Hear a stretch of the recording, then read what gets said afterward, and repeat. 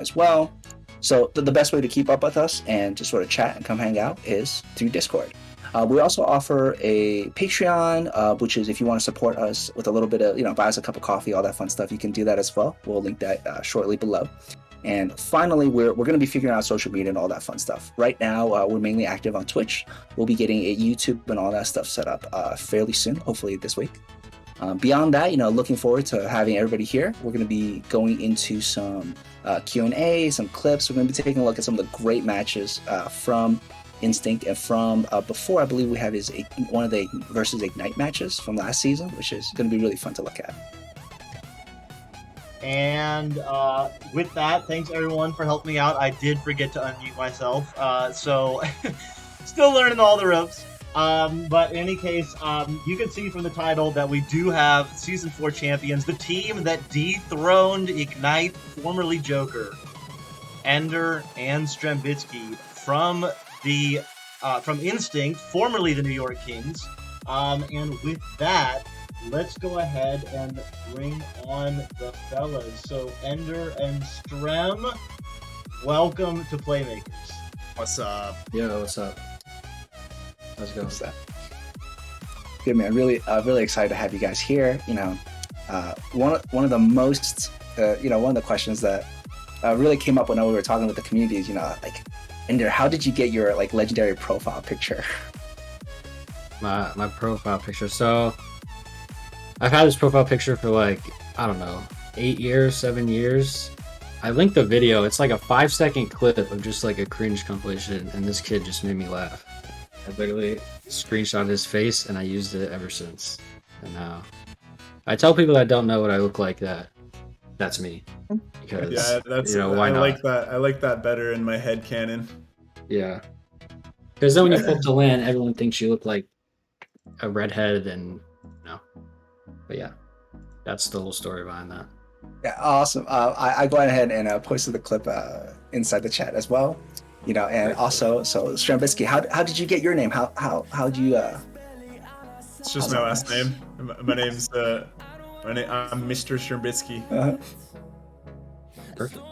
Awesome. The deeper dive into that is that growing up, my whole family was into gaming. My older brother was really into it, and I remember the day we bought Halo, the first Halo, and yeah, so I just always looked up to my brother, and I grew up just watching him play World of Warcraft and things like that over his shoulder, and his in-game name was always Torek, because my older brother and older sister have a different dad than me, but the same mom, so they have a different last name, and yeah, so his screen name was Torek, and so when I grew up and I could choose my name, I was like, oh, well, it has to be Strembitsky. Everyone uses their last name, right? But yeah, no. So that was pretty much it.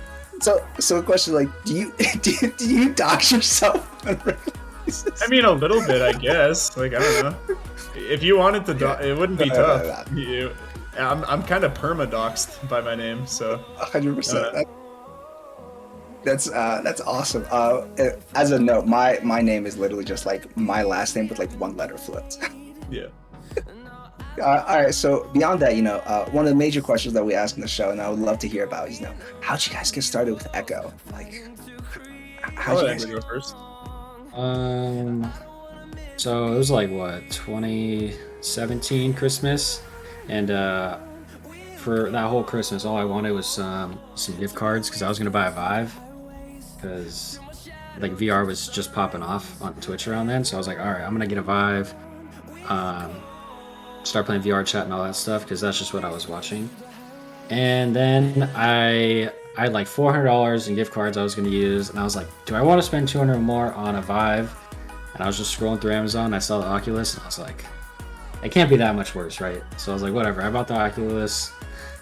So the January 1st or the 28th of December or something, I got my Oculus. I got super hot, VR chat, all that stuff, and I saw Echo was on the free games thing, and I was like, oh, whatever, I'll just try it out. It's a free game, How much wasted time could I possibly have on this? And yeah, I had a blast. I played till 5 a.m. the first day, just with just messing around in the old lobby with some just randoms, I have a clip of that somewhere. I'm gonna try and find it.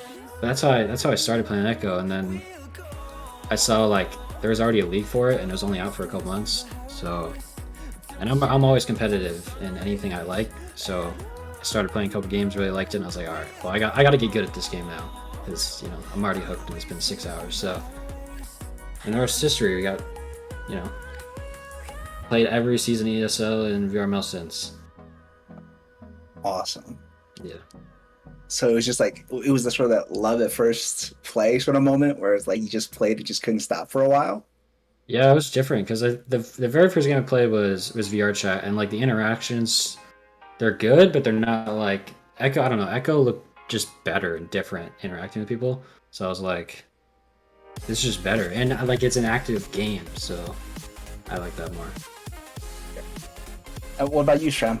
How'd you get started with Echo? So, long time ago now. I don't know the years. I'm horrible with like dates and stuff.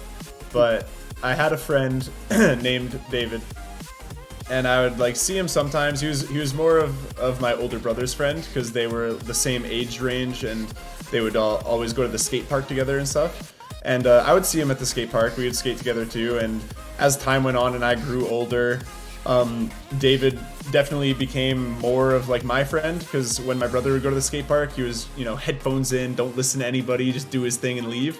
And so basically I go to university, my first year of university, I'm just hanging around doing my thing, and I'm at the cafeteria between classes, and I see my buddy David, and so I'm like, oh hey, like let's hang out. I have nothing else to do. Like, it'd be cool to have a friend, right? So we start talking, and we're just having a conversation about school, about skateboarding, like, whatever. And he just casually mentions like, oh yeah, like I had to defer some midterms because I'm going to, I can't remember what it was. I think it was Poland this time, or maybe it was just California for OC4, and yeah, it was OC4, I think. So he's just casually mentioning like, yeah, ESL is flying me out because I play this game. And in my head, I'm like, man, I've always wanted to be like a pro gamer and like make games and all that stuff. So I'm like in disbelief at first. I'm like, wait, are you serious? Like, what game is it? And he tells me it's like, oh, like it's a VR game. He's like, he's doing what I do now, which is like try to play it down. It's like, it's just a small VR game. It's super niche. Like, don't get too excited. But he showed me this game. And I'm also one to like, I was really into the idea of VR. Like I was gonna fund the Kickstarter for Oculus, but I was like a little kid. I had no money and there's no way I could have. But then like when it became, I don't want to say it was affordable because it really wasn't, but I never, even after the Kickstarter and after it blew up, I never like went into it, and I don't really know why. But anyways, he tells me that he's, going to California for free for this esports VR game, and I'm like holy, like this is crazy. And he shows me a video, and I watched this video of like the gameplay. I think it was just a simple clip, maybe from his Twitch chat of like he passed to a teammate, his teammate passed back, and they scored. And maybe that's too many passes, because back then no one was really passing. But literally during our conversation, I'm like, oh yeah, like that's cool. I whip out my phone, I go to Amazon, I order a GTX 1080, I order the Oculus, just spent my student loans like straight on Oculus and everything. And I was like, okay, sick. David, I got it. He's like, what? Like, yeah, dude, it'll be here this month. So yeah, that's how I started. And when I first started playing, I actually couldn't stand it. Like I would get really sick really fast. And yeah, it's just kind of, that's what people say is you got to get your VR legs or whatever, right? So I played for like 30 minutes, I got sick and got off. And David, who is Sealable Bag, if you know Sealable Bag, he's also the reigning world champion with me and Leverage. We had played on Kangaroos together. And yeah, so he would teach me how to play, and I would get sick really fast, and he was like, oh no, like Jackson's not going to want to play this game, like uh-oh. But the next day I played for another 30 minutes until I got sick, and the next day same thing, and eventually I just got good, and then I got put on a team with Billyisms, which I still respect to this day. He's just the absolute best person ever. But yeah, that's how I started. Okay, now with that lead-in of using your student loans to buy VR, now this is a question I have to ask. was there like one memorable like did you get flown out to any lands or any events? Like, has that happened? I've been flown out to several lands. I've been to the UK twice. I've been to Poland. I've been to California once, I think, but I went another time without it being paid for by ESL just because I wanted to. I think I might be missing one, but no, I've been around a lot just because of this game. So Okay, so as I have to ask, what was it like the first time you got flown out? Was it like I made it? Like this is it? yeah, Like yeah, it was, and uh, yeah, I was stoked because that was like when Sealable told me about like his experience. I was like, okay, like I'm gonna get good enough at this game that he wants me on his team, and then we're gonna play together. And then we ended up winning like the world championship for ESL season 3. So whenever I see him in person now, I just got like chills talking about it. But every time I see him, we look at each other and we're like, world champs, bud, world champ. It's just, I don't know, it's a really like I'll remember that for the rest of my life, and it's honestly awesome. And not even mentioning like yeah, I spent my student loans, but it's not like I'm in Canada, right? So it's not like an insane amount of money. But like the fact that even in just prize pools, I've like made that money back and then some is pretty sick. awesome. So my question next, you know, we're gonna ask a question for Ender, and then I want to transition into some of the analysis and like some of the gameplay clips. But Yep. Ender, was there any like moments or specific thing where you like get those chills and like this is like I'm gonna remember this forever in Echo?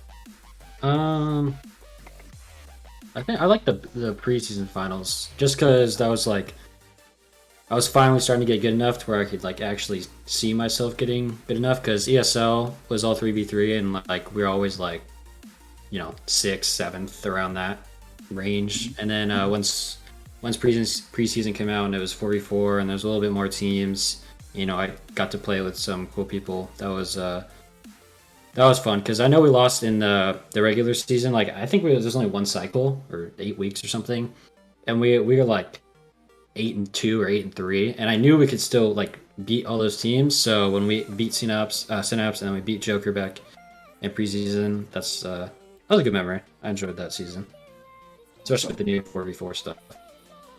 For sure. In terms of that, you know, since we're talking about 4v4 and the transition, we're going to go into some of the clips. And we're going to be talking about 4v4 versus Ignite Joker from before, right? So this is actually a great lead into it.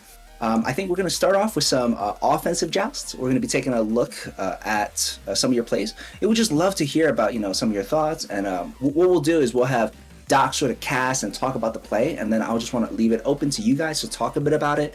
We'll have some questions and sort of prompt you into it, okay? That's good.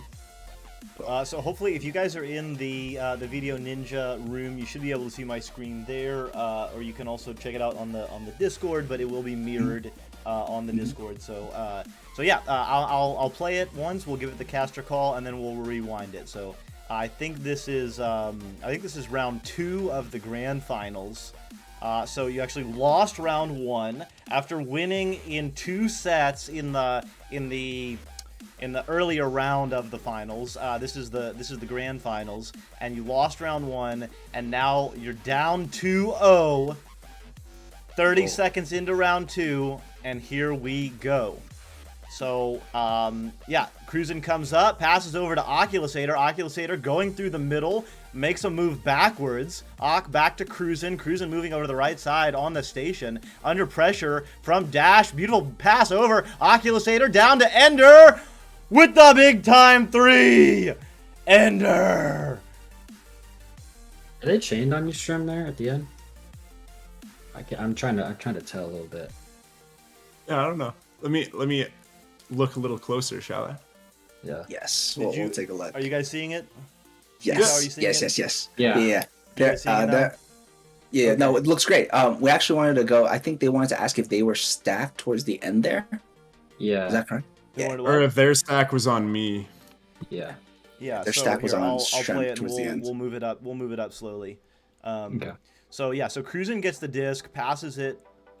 Oculusator is under a little bit of pressure there, so moves back. The stack does fly in at Oculusator right here. Jay and Kung are right there, and then the stack is gonna be just way too late on the return.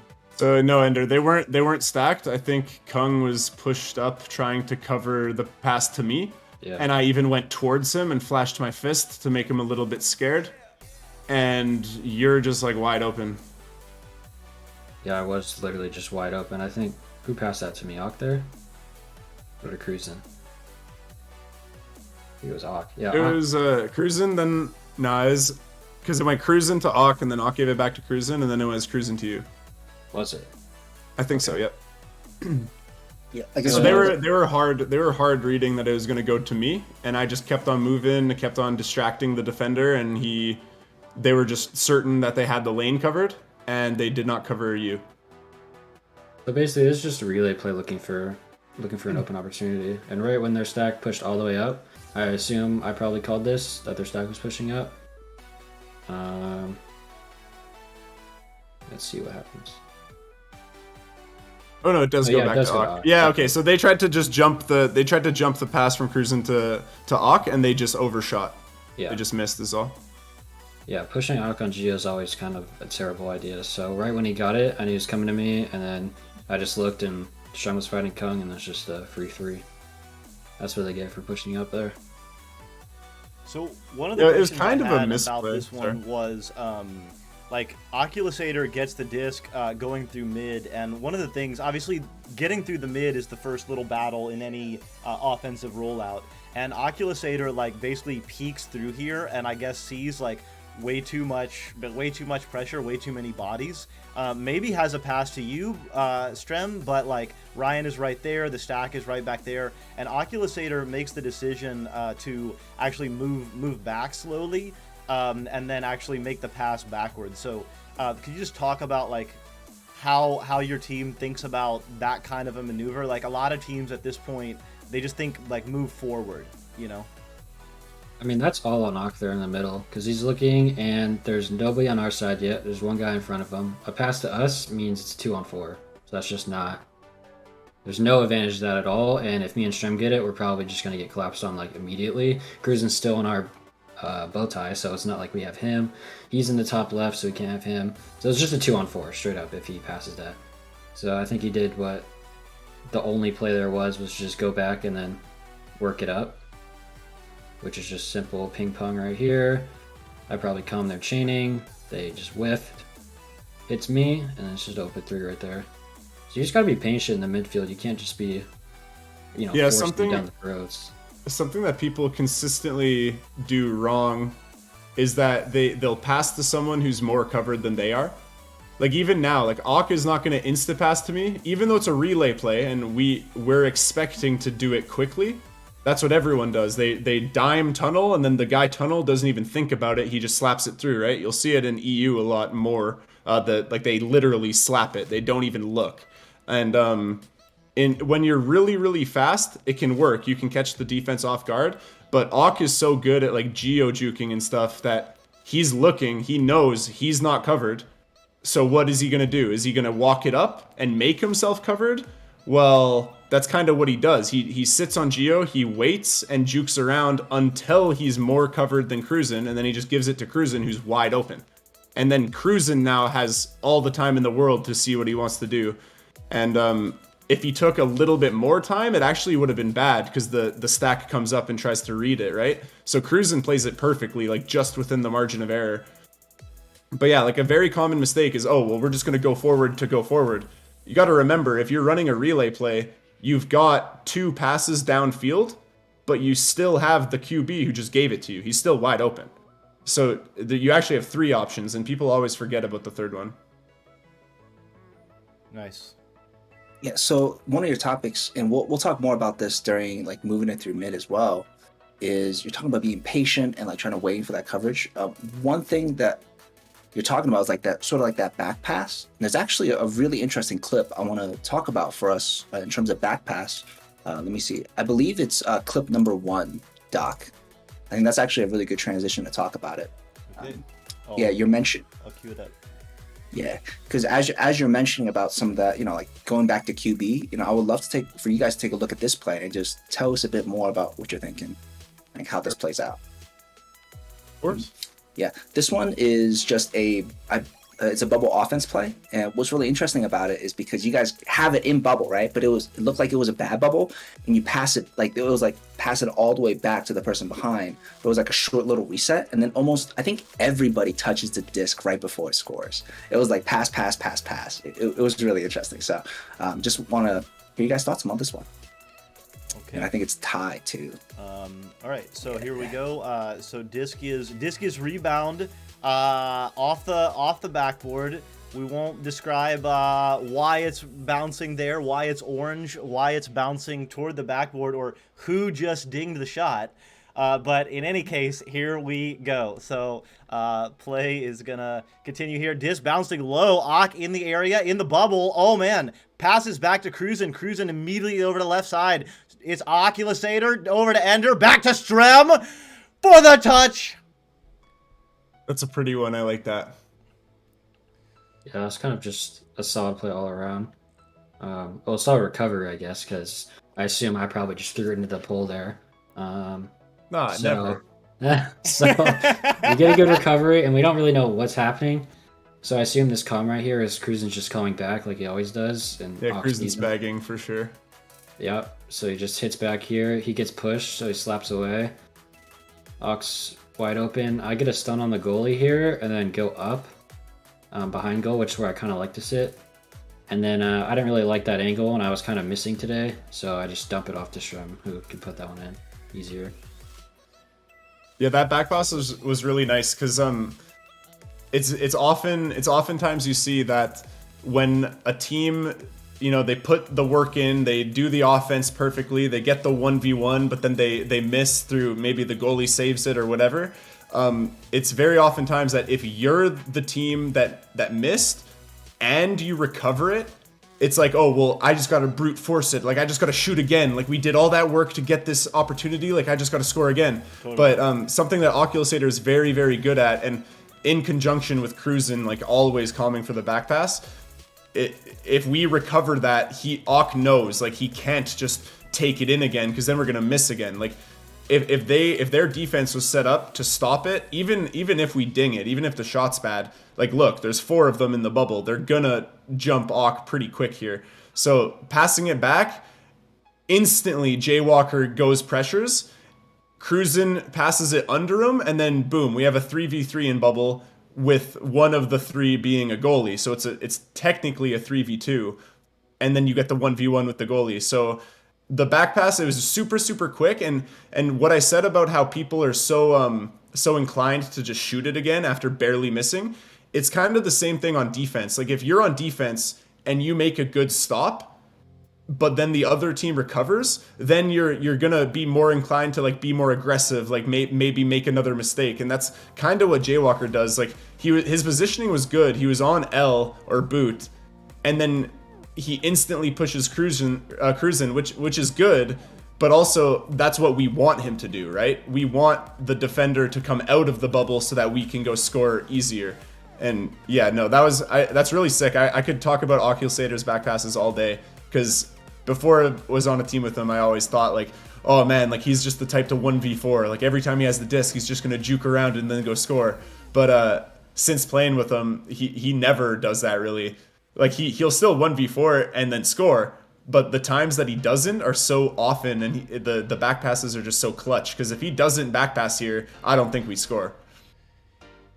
Yeah, One of the things that that's exactly what drew my mind to this clip. Like, Oculusator, he has that talent, right? He can juke, like, he can go, and that, like, you know, when you have that raw power, like, you want to flex it. And I think there are a lot of folks out there who, you know, they want a highlight reel, or they want to, you know, like, they want to do their thing, and, like, you get in the bubble, you get this close to the goal, you just think, like, I'm just going in to score, right? But yeah. Oculusator actually, like, literally, it looks like never even looks that way. Like, his head is turned around looking for the pass to Cruzen the entire way. And I think, like, I mean, there are a lot of, like, Challengers Cup teams that could, like, really, I think, do with some of this type of action.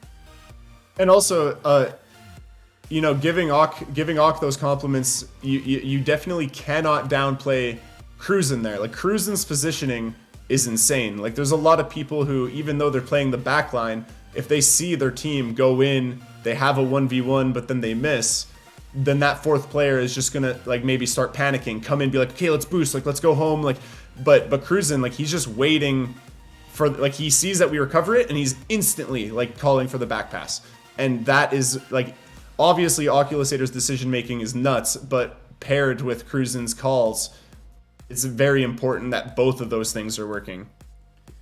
So on the topic of cruising, by the way, what does calm sound like during these situations?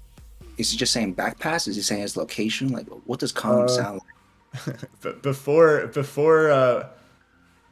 we score, he's probably like, oh, like, okay, I can't actually say his comms. He's gonna be like, get him, get it in there, you're better, and then we miss, and then he's like, oh god, like I got clears, and then Ock gets it, and he's like, oh, I'm right bench, or like back pass, I'm open, reset, and then sure enough, Ock gives it to him, and then as soon as Cruisin gets it, silent. He's just dead focused, and then yeah, makes the play, and then as soon as he gets the pass off, he's probably like, you're better, go score, like something like that again. You're better. I love that. I think we have Cruisin in the chat with this kind of emo right there. Okay. Okay. So as we're talking about positioning, and we're talking about offense, this is a question. I actually want to transition over to clip number 3, because you talked a bit about how defense is positioned. This is actually, I believe, New York Kings on defense with you guys as a defensive stack. And one of the questions I have is, like, how do you decide which lanes to sort of zone out? Like, how do you on defense pick where you're supposed to be positioned? And this is, I think, clip number 3, I believe, is a good way for us to talk about it. Ideally, you just cover them all. All passes. This is the advice. I love it. And also, yeah, that's pretty funny. He goes dead silent the moment he actually gets a disc. Oh no, he's so loud about the resets, and then you reset to him, and he's just like nothing. He's just focused. You hear his headset shake because he's on Rift S. Yeah. All right. Okay, so loading to this clip, again, we have some defensive positioning. Specifically, we have a defensive stack in mid. And what's really interesting about this is it looks like you guys are covering multiple lanes, like transitioning like every few seconds. And it's just something that I would love to just ask you guys about. And like, as you mentioned, cover all the lanes. But in the situations where you don't have enough bodies, what do you do? I think we could probably get into this in just a moment. All right. Yeah, and also in chat. Are we both right there? Are we chained? Not yet. We'll get this rolling. Right. All right, here we go. Yeah, defensive stacking. So, of course. Strem we are. and I believe Ender, yeah, in the middle, adding some defensive pressure, bouncing around in the half court, pressuring the disc. Disc back pass. Looks like it's going to be Jay under pressure. Passes back to Dash. Dash over to the left side. Kung moving up. Now there's pressure. Jay Walker with the disc. Trying to make a pass to Ryan. Oh, it's loose. The stack now moving. Under pressure. Gets the stun out. Gets the steal. Now gets the clear. And the disc is over to the blue side. Yeah, so in the start of the clip, that's what's really interesting for me is you'll see that the stack is sort of, you guys are bouncing around a bit, and I'm really just curious, like, how do you guys think about defensive positioning? So we went into this game with in our mind that we can't keep getting stunned.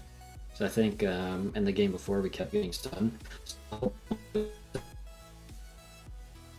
Oh, there Ender goes. Oh, All good.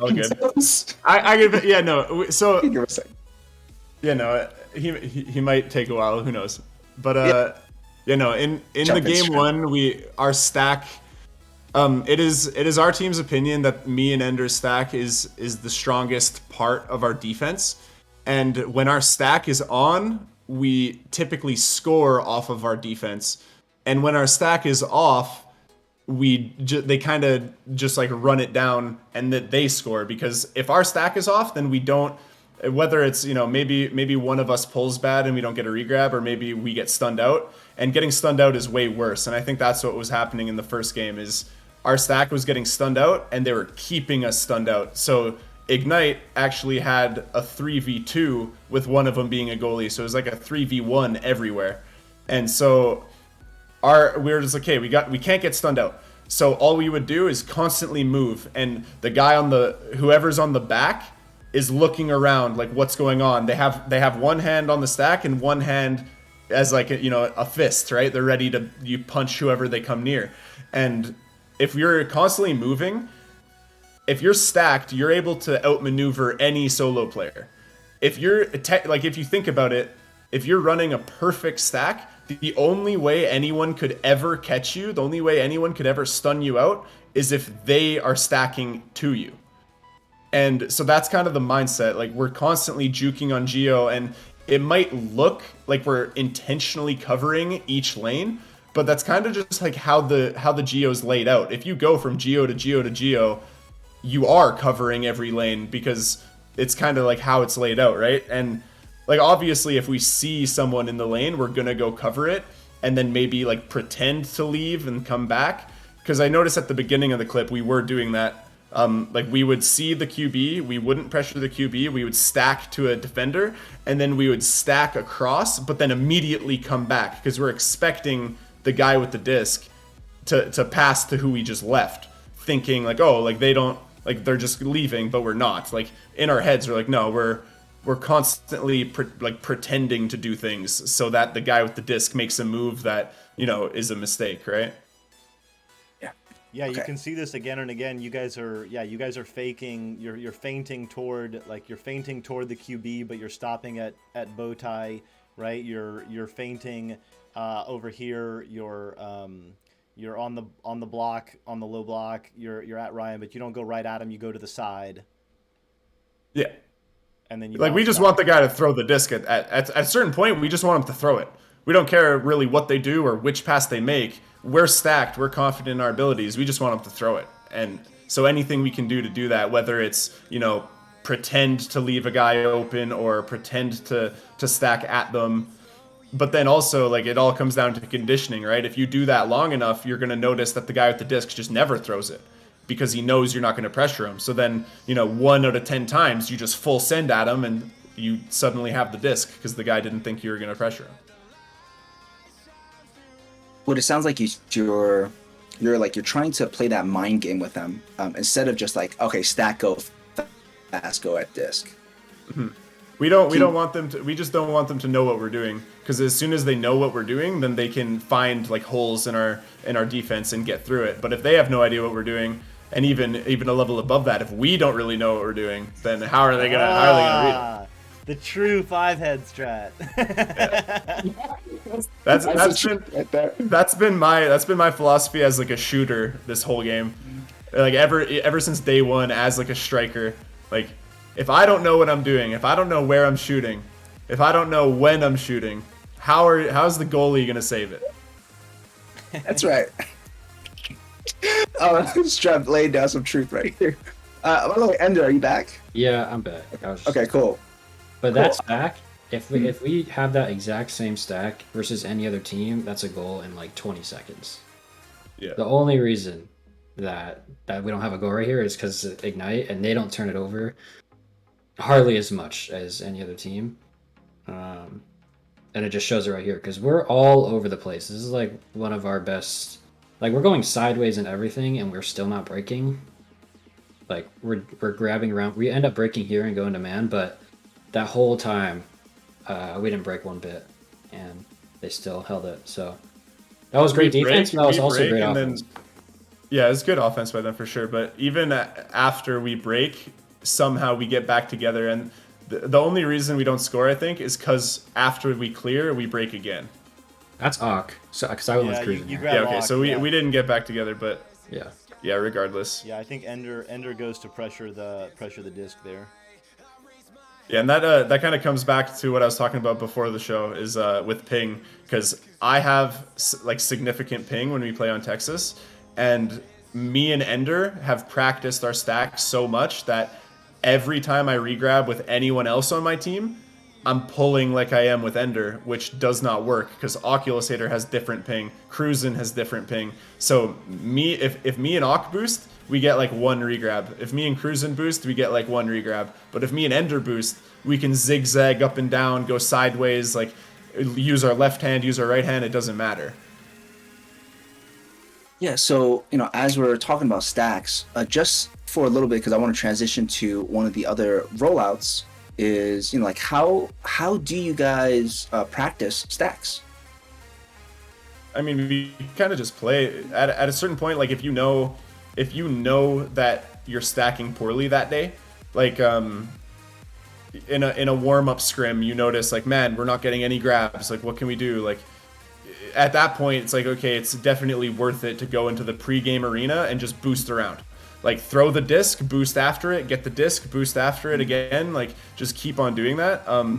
But most times, it comes down to you need to recognize when to be patient. There's a lot of teams who, I think you touched on it before, how there's a lot of stacks that default to just like go go go, like fast fast fast, just always chase everything, and you gotta get to a point where you tell your teammate on your back, like, okay, we're going to this block. So then you boost to that block, you get there, okay, now what? You can wait, you can look around, you can do your thing, and in order to not get stunned, like the guy leading has to juke around, but the guy on the back doesn't have to pull through for every movement. The guy on the back can just sit there and hold on.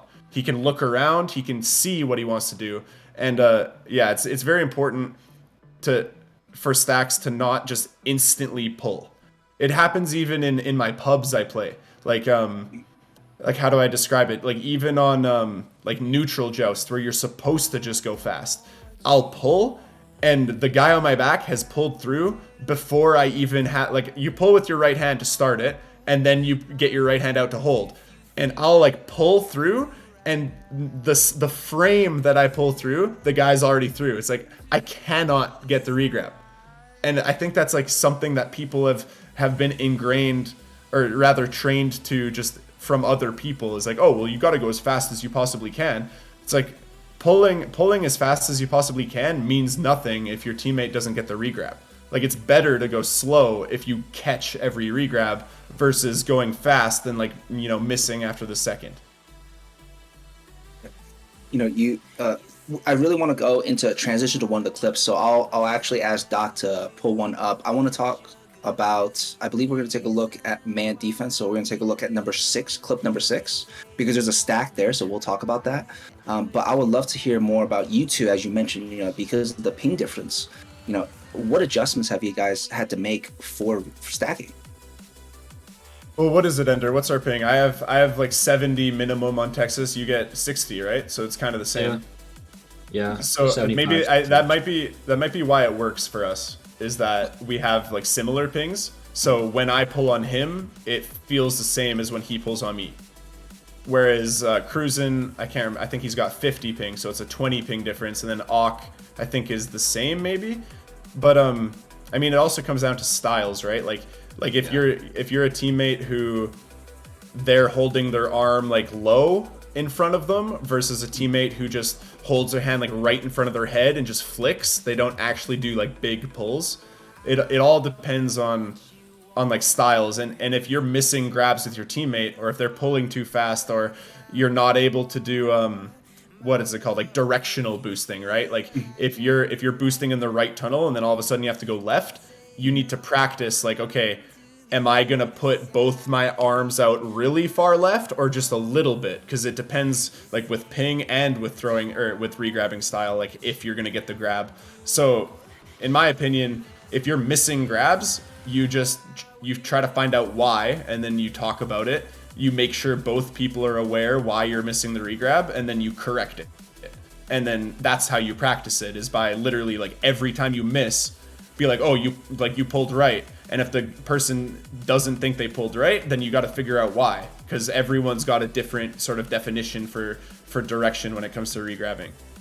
Yeah, then you got to say intent too. Like, you got to go out with that play knowing if you're going to play passive or if you're just going to go all out. And every time, like, if I'm hanging on the back of Strem, I'm saying, like, I'm still on you, like, and I'll tap him a couple times. Yeah, that's like, a good strategy. Is like, if you're on their back, just keep on hitting them with your grab, and then they hear like the doof doof doof sound effect, right? And if they hear that sound effect, they know you're still on them, and I mean, they're not gonna expect that you're not, or vice versa. Yeah, so it's like there's like some of that communication, whether it's physical or call outs, that that you're still stacked. Yeah. Yeah. Okay, very cool. Okay, that's not something that I think people do too often. So that's really cool to hear about. Yeah, it's kind of And- like assumed. There's so many times where it's like, oh, like I thought you were on me. It's like, Um, oh, well, how'd you not know? Like you saw me pull off, but like sometimes they don't. It's just a fact. Like they, Yeah. especially with the limited FOV of headsets, right? Like Mhm. sometimes you don't know. You can't see if your teammate pulled off yet. For sure. Let's actually transition into clip number 6. This is a defensive rollout, and one of the things we're going to be taking a look at is it looks like I think both actually come out of side tube and two come out of bottom tube, and they actually split up and go into sort of like man defense. And this is, I guess, one of the major questions I have for you is, as we were talking about stacks and stuff, like how like the question is sort of, we'll take a look at this play is, how do you know where you send the stack, where you send people? Like how, like, do you decide that in tubes? Do you have a game plan before the match? Like, how do you know where to go? We'll take a look at this clip. So you got Ock and Cruisin in tube 2, and you've got Ender and Strem in, what is that, tube 4? And Ignite has the disc. This is they're gonna run their ace play, and this is actually the start of a back-to-back series where you guys take them out. I believe this is round 3, so we'll play it up here. So Ignite, down 3, Dash and Ryan with the disc. Pass, no good, down low. Backstack comes flying in. Oh no, missed the shot, but Strem gets the rebound and sends it right in. Not the best camera work in the world, but some pretty good stacking. Absolutely great stacking. Yeah, can we watch that from like our side? I'm curious to see where we went. Yeah, I need to know what we're doing because I don't know. Yeah, we'll take it. We'll take it here. So Yeah, Ock and Cruisin are on the right side. Strem and Ender are on the left. Ock goes at the QB, and I think Cruisin immediately goes for this pass. I noticed you guys did this strategy quite a bit against this ace play, where you would send one against the QB, one against the right side option, and then a stack against the other side, and you would kind of flip which sides you would go to. So in this case, it's Cruisin jumping that first pass. So notice, everyone for the New York Kings is on the blue side of the arena. So there's no backline players at all. It's really like a 4-0 type of system. And then yes, Ender and Strem, you guys react to that first pass, and then wow, I mean this is pretty psycho. You guys are going down low and then immediately pull like this J and go straight for the disc and get there first. Strem misses it, but then redirects and sends it right back in. Yeah, so like take it away, Ender. Now that if you're up for it. So this whole play is specifically designed for that play, and they don't have games, so the only option they have here is these close passes, because they never send anyone through on this ace play. So they always do close. So the idea is to just mark everybody close, and if they do decide to clear and boost, we're already halfway down the field ahead of them, and we're confident we can beat them back anyway.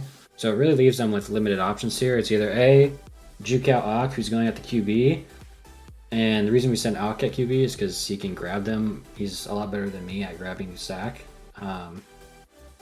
Sending Cruisin right at that other guy is perfect, because that left guy, he's at left wall up here. We're not on him, but they know we're right there, and if they pass to him, he's getting smashed. So they still have no pass here. So they decide to do the low right or low left on their side, and Cruisin just comes in at his stack speed, because they broke kind of early, and it works out perfectly. He gets this done before he gets there. We push, because originally we didn't even see Cruisin, so I assume we were just going straight for that pass. And then we see the bounce, and we just adjust midair to get the points there. Nobody ever expects to get like stuffed by Cruisin on your side, because I feel like every team that plays us sort of knows Cruisin's the back pass. Cruisin's the back line. He's holding it down. So yeah, it's always gonna catch people off guard if suddenly Cruisin just decides to go all out all the way, almost to their bubble, right? And yeah, so like this is definitely predetermined. Like we all know what we're trying to do. but there's always an out. If what we're trying to do does not work out, we've got like 2 different ways out of the mud, I'll say. Yeah. Thank you so much for keeping it family friendly. I really appreciate it, Trev. Because right there, Cruiser and Ock can still boost, and we're still available. If they do hit that first pass, we're still available to go back and kind of wait. Because we're just kind of waiting. Like, our whole stack here just is reactive. We're not looking to do anything. We're looking to see what they do, and then we'll work off that. And that's something that people are really, how do I say, they're really sort of like set in their ways of kind of every team has that where there's a front stack. You know, having a back stack is very like situational. And if you have like a front stack and a back stack, you know, that's something that we see. But having like front man with a back stack is something that people don't really do. Yeah. So I don't remember. I remember when I missed that ding, there's something that I did. This is irrelevant, but there's something that I did to get the disc back that I remember being very proud of. Yeah, let's zoom in on that then. So the moment right after the ding. So let's see what's before Anna, because we boost to it, I pub pull him hard. Yeah. And pub pulling if you don't know is you're the guy on the back and you're waiting for the last second to just steal the disc, which I regret pub pulling because Ender doesn't miss those. But yeah, so I don't know. I guess I didn't really do anything other than after I miss, I grab the ceiling and throw off just perfectly to get the rebound. I mean, it's a pretty quick And Jay reaction. got so close. Yeah, it's because I'm so used to missing. So okay. Yeah, so I throw off really, really quick to know that it's there. Yeah. Okay, this actually transitions to 2 things. Now, this is you score, and because you said talking about missing, we're gonna go into clip number 10, and I want you to talk about how these transitions when you miss. And I want to say this, like, this is all with all love. You score. There's nothing wrong with it. You score. I'm curious how, you know, as you mentioned, like, you know, like transitioning, like pushing right off the top of the ceiling. Like, I want to hear more about that as well. And also Doc, did you transition clips already? Because actually there's a part of that clip that we just saw that I would actually want to ask one more question about before we transition. I can cue it back up. Okay, cue back up because you saw, right? There was that directional change, so you would boost forward, and then there was like a sharp angle directional change to go up high. You know, and I would love to just ask the J turn. The J one, yeah. Yeah. So I would just love to, because you mentioned the words directional boosting when we were looking at a clip or 2 ago. Can you just talk a bit more about directional boosting? And we'll see in just a second. I mean, if you're stacking with someone and you guys don't know how to do 90-degree turns, then your stack is horrible. It's just a fact. In order to be a good stack at this game, you need to be able to react to things you didn't expect, and 90% of the time, it's gonna be a big direction change after you've already set your direction. So like, yeah, me and Ender have chosen where we're boosting right now, and then that bounce happens, and we're both like, oh, like darn, we're gonna have to, you know, curve. And because we're so good at it, and you know, maybe it's something to do with ping, right? Because if he pulls out his arms and is aiming a certain way, I know that I cannot pull at his arms. I have to pull wider. So on my perspective, I'm not pulling at his arms anymore because our momentum is so far this way that I know that I need to pull even further left of his arms. And so that's how we practice. That's how we do it. And you see, like, Ender's aiming, or maybe it's me, I'm aiming, and then I just hard turn, and then he pulls, and I mean, you can't see latency in this because this is all like server side, if I'm not mistaken. But yeah, so now Ender's aiming, like, literally Ender's aiming at the ceiling. And look, I even get Ender again when he pulled like super far left. So yeah, like directional boosting is something that you absolutely should practice.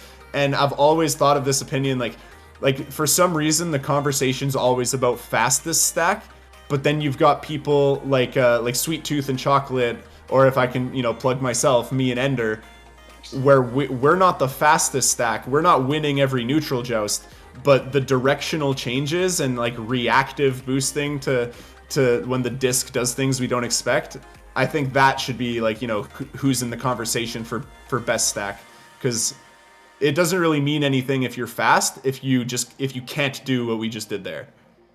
And if I might plug myself here, I am a caster that does love the side to side, and I do try and point that out. I love Choco and Sweet Tooth for that, and you and Ender as well. Obviously, like that right there, that turn. I mean, that's what makes this play. And like, you know, like you say, maybe you're gonna miss out on a couple of neutral jousts because you don't have like the best ping or like whatever your advantage is. But like this makes this play, and if you don't get there, I mean, Ryan is probably going to get there. I mean, maybe Ak wins it, or maybe Ak gets stunned out, who knows. But you guys get there from all the way back at station, having already jumped in, you know, 90 degrees, quote, you know, the wrong direction in terms of where the disc ultimately goes, and yet, like, there you are. So yeah, I guess Ender, do you have any words for like how we practice that? Like how did like, I don't know, I practiced that with Loveridge way back in the day, but I don't like, me and you have never actually practiced that. We just sort of do it, you know?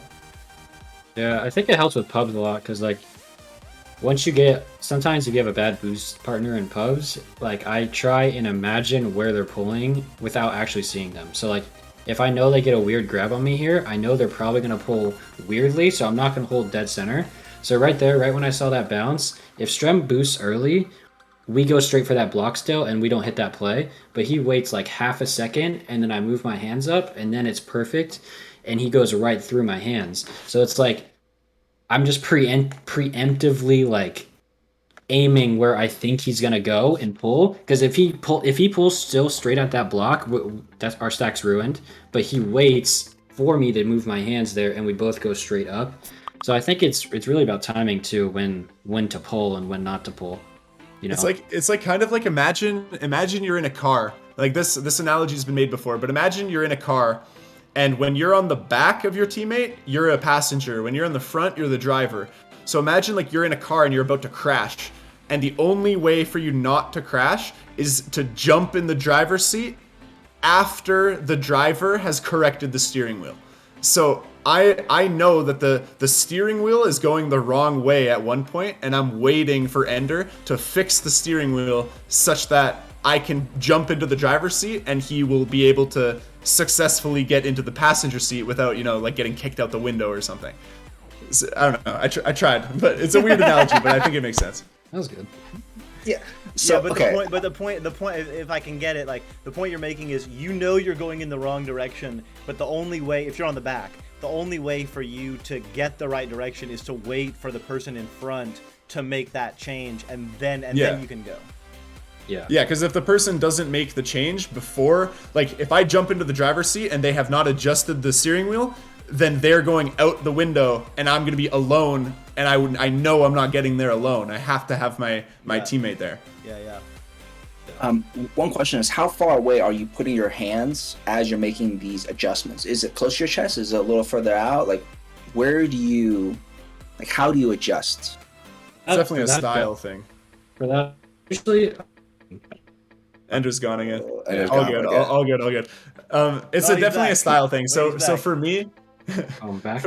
yeah, you're back now. But for me, it's like I have my right hand holding roughly where it is, and then my left hand is much further extended, and it's like acting as a safety. So if my right hand misses, I have time to adjust my left hand to fix why my right hand missed. Does that make sense?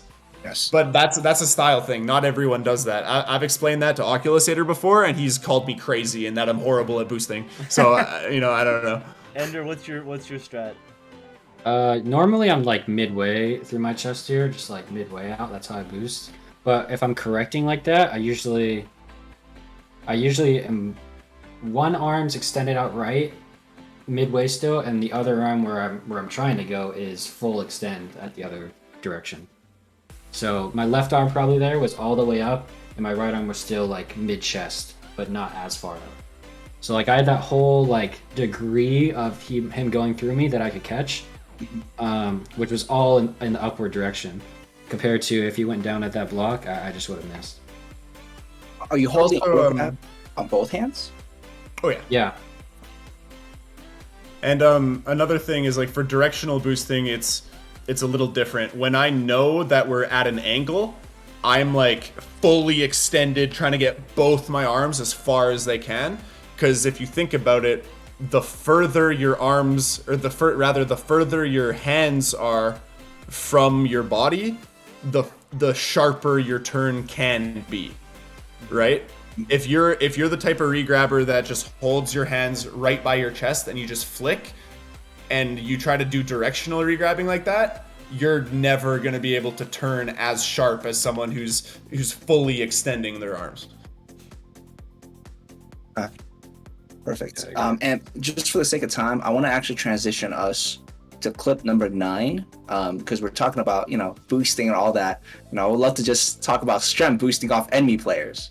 But as you're mentioning about like arms fully extended going out, okay, this is really cool. I don't think, I think a lot of people when they teach regrabs, like when people just start, they're like, okay, regrab with both hands, and they do weird things, and then they transition to one-hand regrabs. But as you guys are talking about, like for these big directional changes, have that other hand ready as a backup in case something goes wrong. Correct? And I mean, I definitely, like, yeah, what you're saying is definitely true. That's how I put it. But also, like, when people say regrabbing, they do this, right? You have both arms fully extended, and when people are learning the game, if they ever catch with their left hand, they're gonna make a mistake because they don't know how to pull with their left hand, right? They're not even good at pulling with their right hand yet. So that's something that I learned pretty late in my Echo career is trying to, throw the disc, grabbing Geo, grabbing teammates, everything with your left hand also. Because how many times are you're trying to grab the disc, but then the guy throws it to your left side, you catch it with your left hand, and at the highest level, if you take the time to put it from your left to your right and then throw, you took too much time, you're getting stunned.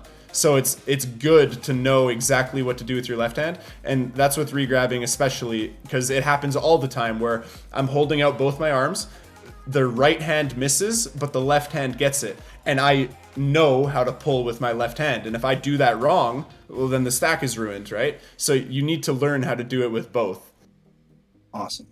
Okay, yeah, this is very key. And actually, this is actually so Doc, go ahead and load up clip number 9 while I chat about this. So actually, we have this. Let me pull this up real quick. So one of the questions is this is actually from Nexus, who's actually in chat. Are there any were there any habits that you figured out that was just like as you're into Masters, where you're like, wow, that made a difference? And you're talking about like learning how to regrab and shoot with your left hand, which is I don't think a lot of people do. In fact, I know for a fact in Night Stats, a lot of people, they always shoot with one hand.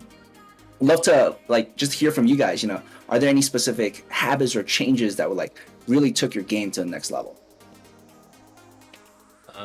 If you have an answer, go strong. I'm thinking.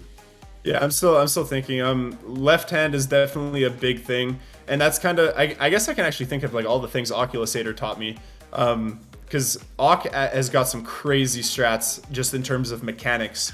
But that's a big thing that he taught me, is that if you're juking around, and this is something that I always did. If I had the disc and I wanted to juke on Geo, I would have the disc in my left hand, I would juke with my right hand because I was better at juking with my right, and then after I juked, I would throw the disc to my right, and then I would throw. And Oculusator saw that, and he was like, dude, what are you doing? Like, just juke with your left hand so that you can throw it quicker. Like, you're getting stuffed every time you put it from left to right. And he was right about that. So something that I started practicing even as recently as Season 3 of Vermal, or Season 4 of Vermal, I should say, is if I want to juke, or if I want to juke someone and I want to throw it, or any sort of plan like that, it's like I need to make sure that I'm ready to throw it before I'm ready to juke. Because if I put in all this work juking someone and then I still have to take the time to transition hands or like change hands with the disc, then it's just like all that work is just a waste. Like, what am I doing? Like, I'm getting myself this time just to give it away by doing something that I could just practice. And so now I juke with my left hand because it's better that your disc is in your right. You're just always able to throw it. You don't even have to juke out your guy.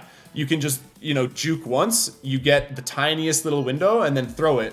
Whereas before, I would have to make sure that my juke gave me like tons of space before I could throw it. Whereas now, like, I don't. Yeah, I've always only juked my left hand, so I haven't really experienced that. But I guess for like anything, it might not work at the very, very high, you know, tip top of master, but I think like diamond and below easily is just like if you telegraph something, they're gonna like bite on it like a lot.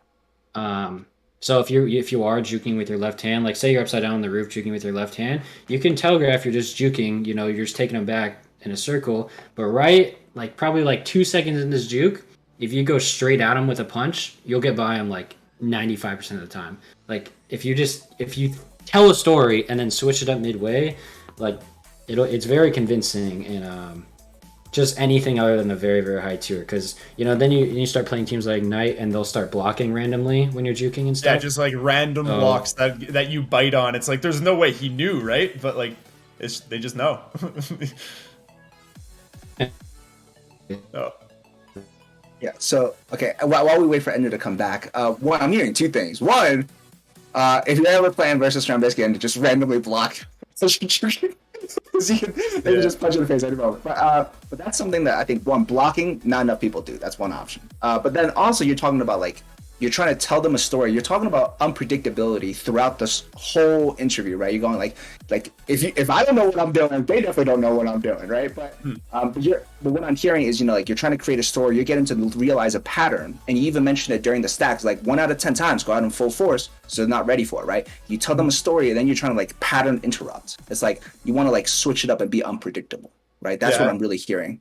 An insane amount of this game is conditioning and leverage. When I first started playing with them on Kangorilla's ESL Season 3, that's kind of Leverage's whole thing. It was conditioning. So like in scrims, you're trying to condition them for your game, and then in your game, you're just not doing anything you did in your scrim, and then the other team has no idea what to do because they never practiced against it.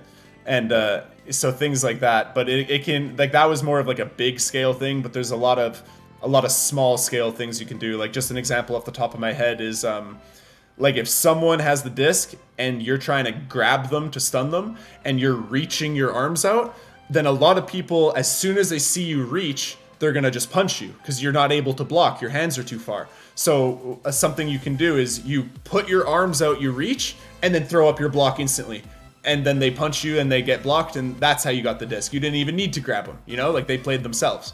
And yeah, there's like a lot of tiny things like that, as well as like the big picture stuff. Okay, what I'm hearing is like for disc recovery, you can fake them out even during those moments. This is definitely some five head stuff. That's like no one talks about this. No one talks about this.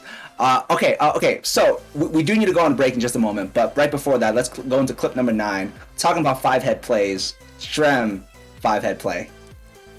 All right. This is a pretty quick one here, and I think we'll just play it up and see what we got. So disc passes over to the right side, back now over to the okay, here, watch Strem on this play. Yeah, we might have to highlight him. It's so fast, but it's such a good pull. So pass over to the right side, driving one-on-one on the bubble. Strem out of nowhere comes in, hauls in the disc, and sends it out. So as I say, a quick one, but mostly it was just this this little motion here where you're going actually away from the disc. Disc is being passed in, and like especially like right here, you like the goalie is going. There's like this one-on-one against the goalie right there, but you actually don't go directly toward the disc. Instead, you go and you grab J, and you use J to boost off, and then you actually come through and you actually make this save. Person had that all day, by the way, all day. But yeah, no, that was just as simple as like I need to cover a pass. So I could have went for the disc, but I made the decision to go for one of the cross passes. And because I'm right here on J, I'm at the point here, I know he's not passing to J. If he passed to J right here, he'd be a legend, but I just know he's not. Like, he's got a 1v1 on Cruisin'. Ryan, I think that's Ryan, right? Yeah. He's a really good shot, even though Cruzen's like a S tier goalie. Like Ryan's confident there. And honestly, if Ryan did his normal thing where he pump fakes and then ducks, he probably, ruins us. But I know he's not passing to Jay, so I'm like, okay, well, I'm going at Ryan now. And so I just take a quick little slap off Jay's legs, and it's kind of, I don't know, like it's very, you can't really call it a misplay by Jay because he's still trying to get open, and he sees me, puts up his block because he thinks I'm doing what a normal defender would do and just like cover the guy. But I made the decision like, okay, Jay Walker is not getting the pass anymore, so I just slap off his toes. And I remember like the margin of error for getting speed was like 0 because he stops right there on post, and I almost get stopped with him. But because I don't even think I get a lot more than 5. I think I'm at 8. Can you check the speed after? I'm at 8. You're 8.4 something, yeah. I think. So literally, 9.6 looks like. Oh, 9.6. Sorry. I slow down though because I go at more of an angle. I think maybe. Well, anyways, the amount of speed I got is not a lot, and well, actually, it's pretty good if I'm getting, because he would be going at 5. If I'm getting 10, then that's technically broken. I don't know if we can trust the numbers. Yeah, it's true.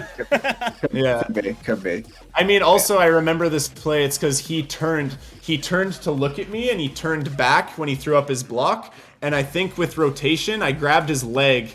Like, you can't really see on the stream. It looks like I grabbed him, but I'm pretty sure I grabbed his toes. And while he was turning, so I got, like, maybe extra. Who knows? But yeah, I'm like, okay, well, Jaywalker's not getting the pass. Cruzen's got a 1v1 opportunity. I'm going to go help him. And so, fortunately, I'm able to get it. And who knows, maybe Ryan scores there, and maybe the reason that we make the save is because Ryan does not see me. He thinks he has more time to shoot. Who knows? But, yeah, I remember being pretty proud of that one. And yeah, like, Jaywalker played it pretty well. The only thing he could have done differently is completely stop being an open pass and just come to me and stop me. But he thinks I'm gonna try to stay on him and stun him, right? Like, that's what all defenders would do. But I'm like, all right, Jay's not getting the pass. I'm going to steal it. And like, it's just kind of like really, really fast decision making in a slow amount of time. And looking in hindsight, it's like, okay, Ryan, like, you just need to pass the Jaywalker there. But like, he's got a 1v1. He's a cracked player. He's not gonna pass. He doesn't have to pass there, especially when he sees that I'm covering Jay. I mean, so he I don't know. crosses the bubble, and you guys are way on the other side, not even in the bubble yet. Yeah. And I knew as soon as he went, like, I don't know. I remember catching that, and I was super stoked because I read him so hard. Because like, he pump faked once, and if he just shot it immediately, we were toast. Like, I don't think Cruzen was even ready, but because he did the pump fake and then he did like a weird like duck thing before shooting, it let me get like just the tiniest amount of time that I needed. Yeah, I don't know. Right there. Yeah. Looks great. All I can say is getting speed in this game is really, really important, whether it's off your teammates or an enemy. Like I was not going to be there without the speed from Jaywalker. So beyond that, Doc, is there anything you want to add in before we go into break? I guess just like, how do you decide right there? Like, I always want to get the stun. I always want to get the stun, and like, I might go for the grab, but then I also might go for the stun, and he does shield there. So like, if you try to go for the stun as well, you very well get stunned out yourself. How do you make that decision about like, basically why not to stun?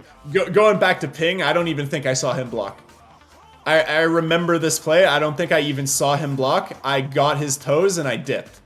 I was not even concerned with taking the defender out because my positioning, just the fact I'm near him, I know is enough that he's not getting the pass. So I don't need to stun him. Why would I? I've decided I'm leeching him to get speed to go help my goalie. And so, yeah, I don't even think I saw him throw up his block. I tapped his leg for the leech and I was gone. Nice. Awesome. What a steal. What a move. Like, just came out literally out of nowhere. Yeah. That was great. I almost wish I didn't do that because Cruzen saves it, for sure. Like, all day. Well, I want to say Cruisin did say in the chat that thank you, Shrimp. So, You're welcome. all right, let's go on a quick little break, and then we'll get right back into it with the Steeds of the Week, as well as some of the community segments from Tenacious Herbivores and Disoriented. All right, everyone, we'll be just right back. Yeah, a few minutes.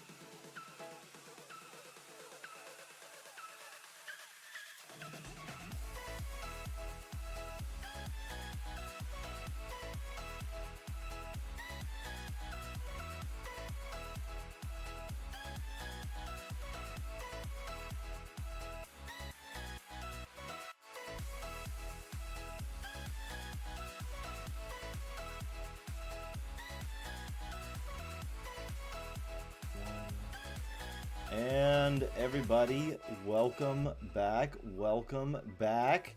Crew is all here. And of course, we're going to start with my favorite segment, which is the Steez of the Week. So just getting this all loaded up.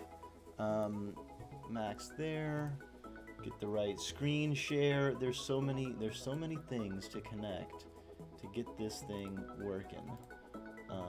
All right, that's ready. All right, Go into the stees. Here we go. All right. This is a pretty insane. This is a pretty insane play here. Buy some more time. So they're getting away from Steffo here. this is He an does just EU, that, in fact, and it's Vertigo going to have got be exactly the setup that Simon they want now in the going bubble. off the Just beautiful shield play there here. from the back line. What was that from Simon? Yeah, that was really clean. What? Yeah, it's honestly like insane how clean it was, and that's what I was practicing under. Like even the backhand cross pocket, like it's just so clean. No. Now in the Yeah, bubble. I've Spins seen- around, goes through, bounces. If you can't see what's happening here, actually spins and then right there loses the disc in the spin. Lets the disc bounce off the shield. Beautiful play there from Grabs it again and backhands it in. Yeah, Streb was mentioning that he has been practicing this move, so hopefully we'll be seeing that at some point soon. Since I saw this clip, I've stolen it, and I'm trying to do it. It's just I don't know. It's so. What's the counterplay there? Like even if a defender comes and tries to stun you, they can't really. Like you're whipping spinning, around. like they can hold their fist out and hope that your movement stuns Yeah. yourself. Like Yeah, imagine doing that and then ender blocking before like dunking or something. Like I don't know. dude. There's so many options. It's so crazy. In terms of we're gonna see a shield meta. Watch. Oh, well. I mean, there's a shield meta in pubs already. There's crazy things people have come up with. For sure. Okay. So now we're gonna go into our community segment, which is we're gonna be taking a look at some clips submitted by the community to get some tips from you guys. In terms of our first one, we're gonna be taking a look at Tenacious Herbivore. I believe there were versus was it XO5 or something like that. It's one of the teams. I apologize. I do not remember. Oh, it is XO5. I got it right. I am so good at this. Anyways, we're gonna take a look at clip 1. Whenever you're ready, Doc, you can go ahead and pull that up. Yeah, let me. I believe it's. Should be clip 1. The first one, Herb not keeping possession. Yeah, that's the one. Okay. All right. Yeah. So I got it loaded up. Let me share the right little screen here. Okay. All right. Here we go. So again, I have not seen this. So this will be an original doc call disc over on the orange side. Doc. Sending it over to the left side. Oh, we do not have the before we start. analysis screen. That's right. There we go. There we go. All right. There we go. Perfect. Green shirt sends it over. It's over on the left side. Now, stolen by Flamboyance with the shield and the shot. Does it go in? No. Does it matter? Also, no. Not for this clip, at least. Is that it? No, just keep watching it. So oh, okay. This is all right. so keep It watching. does matter. Disc bouncing down Watch right on. side. It's going to be picked up by Knight. Sent over. Cleared through. Who's coming through? Multiple stacks. Flying right over it. Flamboyance in the area. Going to pick it up and look to send it back down. Sends it over to Grim. Grim making a nice little move. Bouncing off the shield. Moving over to the left. Keeping the back to the wall. Beautiful pass to the right side. Flamboyance now to the real Bean. Just missing, and now it's cleared through. Yeah, perfect. This is exactly what I want to talk about. And you'll see they actually, I believe blue recovers as well. So there's 2 specific instances where orange is on defense. They're able to get disc. So one of them is they're getting disc on, I believe, right wedge. They're able to get disc, but then the moment they get it, right, they're green. No one's around them, but they throw for the clear right away before the stack is ready, and it results in turnover to blue side. So I sort of want to hear about you, like, what do you do on a turnover on defense, essentially, and how do you keep possession better was one of the questions. Well, based on this one right now, I can say he's completely green. He catches the disc on his side. He's completely green. There's no blue defenders near him. There's not even a blue. There's not a blue stack. Like, he's got no reason to think that he's pressured right now. And so if your team is the type of team that wants to just clear and boost, then I like, that's fine. Like, that's a legitimate strategy. But if that's the strat you're trying, then green shirt and, sorry, I can't read the other name. Yeah. There's actually, okay, so there's multiple orange defenders right there. If the strategy you want to do is by getting possession, then getting a stack, then clearing it and, boosting down, it's got to be a lot faster than that. Like, you need the stack. He does realize, one of the orange defenders realizes he has to go and boost with his teammate. boost with the goalie there. Oh wait, I think Maybe you it's switch just out. a failed boost right there. did they switch out intentionally as like I'm a goalie now, or was it okay? No, they did not try to regrab. Okay, Yeah. so yeah, like if your team is the type of team that wants to clear and boost, then when we see that the goalie switches out, that should have been when they get their stack. Like even because you can tell they weren't sure they had possession, but despite that, like if you're gonna be switching out in goal, like go back a little bit further. You can right yeah, there's good. So you can see they're not sure they have possession. It's still blue. But if you're the type of team that wants to clear and boost, then this guy who's swapping out the goalie, they should stay stacked and look around first. Like they have no reason to fly out into like outside a bubble for no reason right now. If he wants to go cover a defender, he should know why before that.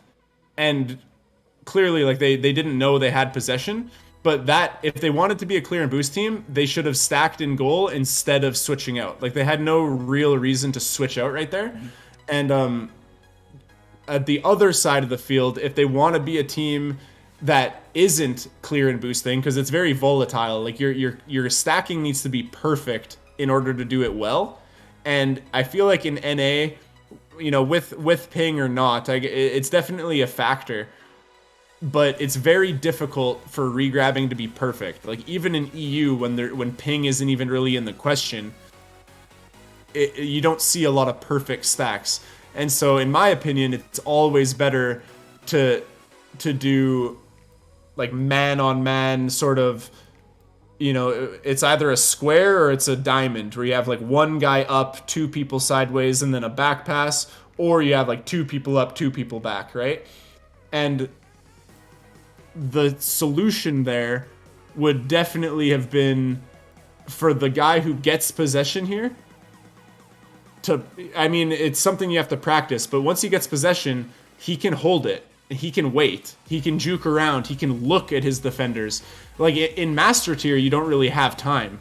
So a lot of the times that you just default to clearing, it's because the other team's so fast.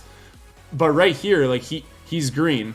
His teammates should be saying he's green, and he should be walking it up the wall, like literally, like just floating the disc forward. He doesn't have to pass even.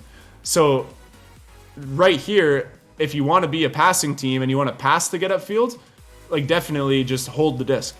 Like you could reset it to goal, but why? Like there's a blue guy hiding on boot right now, so a reset would be bad. But yeah, like he's completely green. He can just walk it up. With how it looks right now, it almost looks like he could walk it up the wall and take a full court if he was insane. But yeah, no, like there's two things you got to look at here. It's what do you want to do as a team? Are you trying to be a clear and boost, you know, stack heavy team, or are you trying to do like a four-man offense, pass between each other the whole time team? And in my opinion, passing's always better. But yeah, as we can see in this specific instance, passing isn't the play, it's just holding it. Like he's literally just got to hold the disc. He's wide open. He's got no reason to throw it. Yeah. I think if that was me, I'd take it up the right wall there as I'm looking back the entire time waiting for a stack. And also looking at blue stack to see if they have a stack. If they don't, we're going for a shot / clear. Yeah, if they don't have a stack, a shot and a clear is like the same, Yeah. because if you miss it, it's still a benefit to you. Right, so yeah, I'm taking it up that wall and then giving it a shot or a clear if that guy comes at me. But that process will take about like 3 to 4 seconds from getting to that spot up to the right wall. And it kind of depends if that pack guy comes to you or not, whether you clear it. But yeah, I'm looking back as I'm walking up that whole time. Because really, that pack guy, the station guy should have got that clear, to be honest, in the first place. So yeah, just I guess the only reason the guy on station didn't get it is because it was so fast. But you're right. Like the guy station is 100% able to steal that. Yeah. So and I don't think Knight is even throwing it. He's not even clearing it knowing the guy station is there. He's just clearing it to clear it, I think. Yeah, possibly. Just to summarize, make sure if I understand it correctly, right? You're saying as you get this, you're looking around to see what the situation is on the field. Also, maybe your team is giving you call outs, and if you're not being pressured like this, you're walking it up, and then because they don't have a stack, you're going for a long shot / clear, which results in a clear, even if the shot is missed. Is that Yeah, about right? and that's only if like the blue team doesn't have a stack, which as in this clip, the blue team gets their stack pretty quick. So, but if you held onto the disc and you were looking around, like if he held onto the disc for even 2 more seconds, he would have seen blue gets their stack, and still Knight is not pressured. The stack is not going to Knight.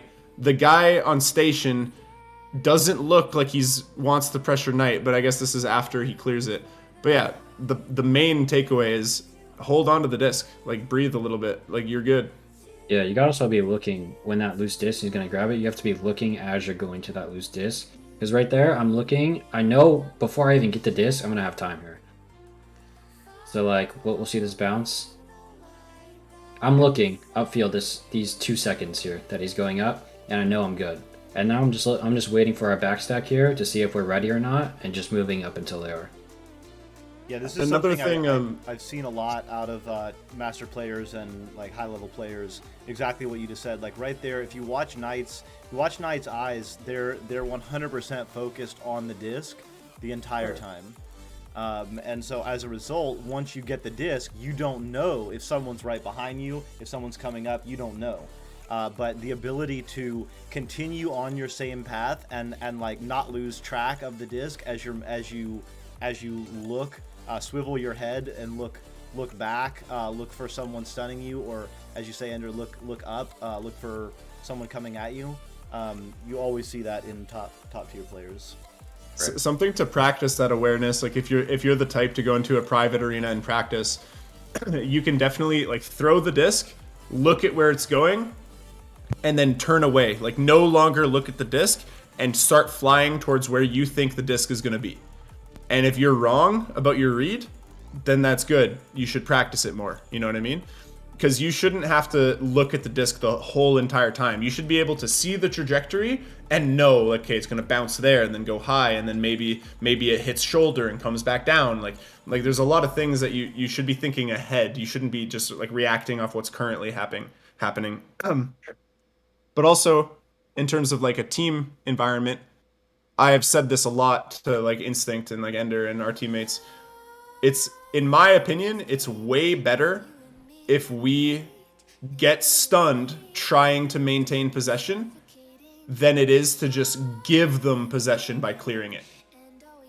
Like if you get possession and you're covered and you insta-clear, and then the other team gets it and comes scores, that's way worse to me than watching my teammate get disc, look around, trying to maintain possession, trying to look for passes, instead of just insta-clear, because insta-clearing is so frustrating, because like, especially in times like we just watched in the clip where we can see the guy has time. Like we know he has time, but he didn't take it and then he cleared it. And like you said in the clip, the other team actually gets possession from it. Yeah, it happened twice too. So okay, let's actually transition to one more community clip, and then we'll do some rapid fire community questions. Then we'll end it off, and hopefully everything's on time. You guys are giving so much really good information. I just want to keep diving and just asking you questions. We're going to be here all whole day. The insight that you guys are talking about, like looking around as you're like, because tunnel visioning on disc is something that I've struggled with for a long time, and only recently have I like, man, I keep losing the disc. I got to stop doing that. But like, as I've started the game, it's always just like, I see the disc, I'm gonna just stare at it as I fly to it for 10 seconds. Like, I'm not gonna look anywhere else. And that is such a bad habit. Okay, let's take a look at the disorient versus dislocated scrim. We're gonna be taking a look at this one. One of the big questions, you guys talked a bit about that during some of the your gameplay, which is about moving it through mid and just like being intentional. And also just like what we just talked about just a moment ago, right? It's like being intentional with disc instead of just like tossing it. The question here is, how do you move it through mid from a slow offensive joust? So you'll see the clip and you'll let us know what you think. Okay, so we got disc oriented on orange, Blue. And disc located on orange, Yeah. oriented on blue. Yeah. So here we go. All right, team's coming out. Big Rome with the disc, banging it on the nest, holding it on, waiting, baiting. Bearded Monster comes out. Beautiful pass over to the left side. Billy over to Faceless. Faceless moving, keeping the back to the wall. Nice move. Now a really nice back pass over to Billy. Billy, oh no, right in the teeth of defense, almost loses it. Does lose it. What a shield stun. Now moving over. Now under pressure again. Beautiful pass over. Skyla can't handle it. And it's going to be hauled in by the back stack and cleared out. Yeah, the question, as you can see, is like, there's some passing going on in our field, but there's some difficulty moving it through mid and losing disc. Able to block and recover it, but loses disc on that side. And then the clear through mid was turnover into enemy side, right? So we'd love to hear more from you guys about that. It's actually looking really good. I love what Big Rome does here, how he stays nest and he baits the stack out. As soon as he throws it, he goes to star or point, what I call it. And then he's looking for their stack. He tries to grab it. It's a little messy, but like he just decides to keep going, which is fine because now a brick wall is in the back. So like it's still looking good. He's still looking for the stack. So no, everything's perfect so far. I think the only thing here is Skyla needs to be on that right wall down there somewhere, or whoever's their fourth player down there isn't. I don't see him being an option. Where is he at? Down on that blue side? I think, yeah. Yeah, so I guess he's punching the back stack, but in reality, what good is he actually doing right now? If he were to say like I'm going high, like right now, if he said clear it high, and then he jumped up to the top and got like it would be actually pretty good. Like stunning up the backstack's good, but he has already succeeded. Like there's no backstack anymore. So now he needs to be getting open. And it's really the reason people get choked so hard is because it's really easy to pass from like your side to mid and then from mid to their side. But so many people get caught up on like trying to pass from their side to the other side. Like you literally need to have like a checkpoint in the middle. And if we watch further, like Faceless gives it back to Billy, and Billy has a pass in the middle. It's actually really, really good. It's really close. But I guess the only thing I can say is like the guy who is middle here doesn't have to go as far as he does. Like he's only got to get the disc like kind of where the black border is, like just after the rad logo. And so like this pass isn't bad. He could definitely get it, but let's see like why he misses it. Well, he tries to throw it into tunnel, which, I mean, is fine. His tunnel guy's open. It's just a bad pass. I think this is still all on Skyla here. I think this is a free 3 points. Once he gets that stun, he knows his team's coming up, he goes to that right wall, he'll literally have an open 3 from that tunnel from the beginning of that play. Once he gets that punch on the stack, you're looking to get open, really. Yeah. Because if that's me, I get the stun. I know the disc on the right because I'm going to scan at some point. And even still, like right here, Billy's got a wide open pass to the right. Yeah. If Skyla was there, which Skyla, can we check where Skyla is now? Is he still trying to get that back stack out? No, he's positioned towards root, towards that low. Okay, so that's actually the pass that was just tried to get made, right? He just tried to get it to Skyla. So that was what I was talking about how it's, and also he should have had it. He just barely missed it. Yeah. But that's what I was saying about how it's very easy to pass from your side to mid and then from mid to their side. But because he tried to make the long pass, just the tiniest little error meant that he didn't get it, right? And so if Billy, you see how the guy is like under grenade there in the middle. Yeah, and he's kind of covered. There's two blue guys right by him, but he could definitely still get it to Rome, and then Rome could get it to Skyla, and the margin of error would be higher. Like you could throw worse passes, but still catch them. Whereas this pass to Skyla has got to be like an absolute dime, otherwise you're not getting it. So if I understand correctly, to move it through mid, you have that checkpoint, right? So you go from your side to mid and then relay almost like a relay, right? Relay, like put it checkpoint. Yeah, relay in the definition of the word, but not how like Echo people use it. Yeah. But I'm hearing it's like that checkpoint. So I'm hearing that in some of these plays, as you're moving it through mid, you want one person deep, correct? Oh, yeah, and the guy deep, like if he's deep for a reason, like Skyla's deep to break up the backstack, that's good. You have to get open eventually, and Yeah. so that's something that can definitely be improved with having like a set play. Like okay, like in the tunnel, you say, I'm gonna go break the backstack and then get open left tunnel or left wall or whatever, and then that way, like your three teammates who are concerned with each other, they are all aware that you're gonna be open left tunnel eventually. And Does the so guy right tunnel have the disc here? Yeah, he does. This is an immediate go to right wall. This is a free 3 points. If not, you can just walk it up. But he stays on him. There's just not really a point to staying on him there. You especially break it like up, you once get the open. two blue guys are split, like they're not posing a threat anymore. Like you don't even need to stun them. Like as soon as they're no longer a stack, then who cares? Awesome. Yeah, this is great.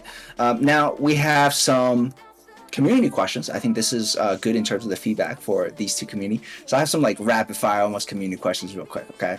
Let me grab these questions in my document. Okay. We'll try to get these questions real quick. First off, one is from Spike4887. What direction do you hope to see competitive Echo going? The moon.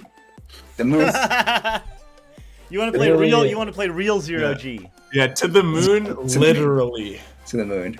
Okay.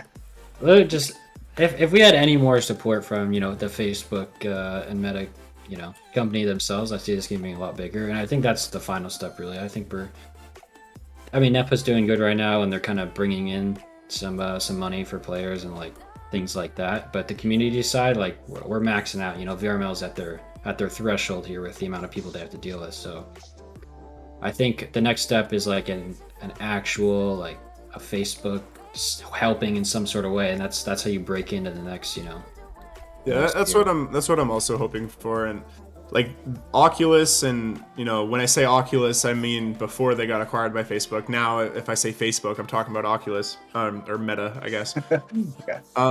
But if that, because they invested a ton into VR esports like back in the day, and it was just a little too early. And all the things we learned from like the flubs back then, people like the events that would get thrown after the flubs had equal or greater flubs, and so that was a very big like that demotivated Facebook to put more money in, right? And so that's why I feel like they're not doing it anymore, is because it's like, oh well, look what happened last time. But I don't know, I guess that's all I can say is with Quest 2 and with how everything seems to be becoming a lot more streamlined, so that there's no like when you're dealing with hardware issues back in the day, it's like, oh, the USB bandwidth, oh, the cable's dying, oh, like there's just, it's so many things. Whereas now it's like, okay, well, everyone's got a Quest 2. Your Quest 2 is causing issues, okay, get a different Quest 2. They're $300, like, and I feel like if that money was invested into VR esports now, it would have like tons more success. But obviously, like, there's only one way to find out. And so, yeah, in regards to what Ender's saying, I really hope that that's where it kind of goes, is that we'll see the day where Facebook's like, okay, we're trying again. Like, Yeah. But, yeah. Okay. Next question is from Nexus121 is, are there any warm-up or rituals that either of you do to be ready for a match? Besides a warm-up scrim, no. No. I don't have any. Me, Cruz, and Oculusator play a pub and then show up, and Ender's logging on for the warm-up scrim. Yeah. No, but playing pubs is not a good idea, because I always like, I'll play a pub and I'll do horribly because it's a pub and like it's tough because I'm being matched against the Oculusator and Cruisin', and I've got like 3 people on my team I've never played with before, and then I'll it's like you're practicing making mistakes. And then you go into your warm-up scrim and you're playing like it's a pub and you're not passing, and it's like, man, what am I doing? Like, so honestly, like if you want to, warm-up scrim is probably the best way. Yeah. Perfect. Next is Sugar Fluff is asking, how do you deal with the Juker on a backboard? Don't. Yeah, you don't. I was literally thinking the same thing. If they are on backboard and they have disc, you're gonna lose. You get scored on. Yeah. Like, I don't know. Don't let them get there. Don't let them get that. If they're on the backboard without the disc, you can cover it. If as soon as they have the disc on backboard, you're done. You're done. So Yeah. what do you Okay. do there? How do you decide if a defender or the goalie is going to take that person on the backboard? It's never the goalie. The goalie's responsibility is 1v1s, and it should be a support player to cover. Like, the goalie should be able to say, like, oh, there's a guy below me or above me or on backboard, and then that clues in someone to go cover that guy. It should never be the goalie. Like, I don't know. It's I don't want to say absolutes because never is bad, but no, like the goalie, if he has to cover the guy on backboard, then he's not able to save the forward shots. And so if someone's coming into bubble with disc and they see that the goalie is looking behind him, they're just gonna shoot, and the goalie's got like no chance to save it because he's focused on something else. So all the goalie can do is communicate what he needs help with, and then the help rolls in, you know? We have one last question, which is McSparky is asking, what drills or skills stood out as having the most impact growing through the ranks? So it's whether it's you or someone you know, like what do you recommend? Like going from like silver to gold, gold to plat, plat to diamond, all that fun stuff. Is there anything specific, drills or skills that you were like, wow, like the most impact? Well, Mental. That's my opinion. both of us, we don't have the VRML climbing the rank story because we've both been there the entire time, so we don't know. Yeah. To be honest, if I was like starting now in silver and gold, I don't know if I'd make it, man. Yeah, I share the same sentiment. My lord. Because, like, honestly, my mental is not good. And I don't know. When I played with Leverage on Kangarillas, we practiced mental specifically. We would specifically train ourselves, like, hey, never talk about the play that just happened. Only talk about what's about to happen. If your teammate does something you don't like, don't talk to them at all until after the game. And if you don't remember it after the game, well, then it didn't matter. Like, things like that. And since playing on Instinct, I've completely went back on that, and I'm horrible with like talking. I'm horrible about talking about the play and like, oh, like we should have done this. And it's like, it's just I fully recognize I'm horrible with my mental now. But I mean, at least I recognize it, and I'm trying to work on it again. But in my opinion, the biggest skill to have is mental. Like if you're playing on a team in gold and you get scored on, and it's 5-0 in the second round, and you're tilted and you're like, not having a good time, and you're like accusing your teammates like, oh, we got scored on because you did this. Like, well, you're just gonna lose. You're going to lose that game, and there's nothing you can do unless you have a good mental and you're like, oh, like, nice try, guys, like, let's get this, like, what are we gonna do now? And like all four of your teammates, like, you all need to be on the same page in you like trying to improve and not make the same mistakes and stuff like that. Yeah, I think mine would, besides mental, would probably be to be confident. I play with a lot of diamond players that are really good. They just get super nervous in situations where it's like they'll have a one-on-one and not take it because they're like scared. It's like, just if you're good. I'll give an example. NATO. I love that kid NATO. He's a great player. He's like mid-diamond player. He reminded me of myself like years ago, but he wasn't confident. And I was like, if you just take these one-on-ones, you're gonna score a lot more and be that anchor. So just being confident and being calm. Not necessarily, don't just go like 1v3 because you think you're good. I'm just saying, you have a one-on-one, it's a clear one-on-one, take your one-on-ones and make your one-on-ones. It's gonna build up your confidence over time, and then your team's gonna be confident when you score all the time. So